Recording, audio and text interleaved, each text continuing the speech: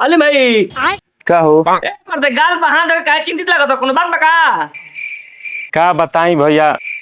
चिंतित हम यही बात के बानी का कि हम छोट रहनी हाँ तो स्कूल में मास्टर कहस कि तू कोनो काम के नहीं खे।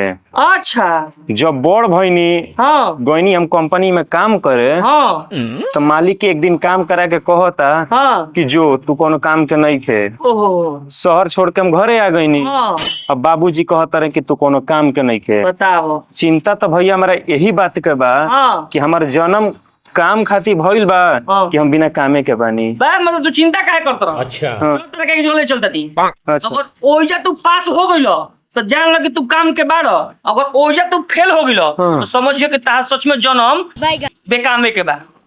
सही में हाँ तो चलो आओ। चलो आओ आओ अभी मजा आएगा ना कबड्डी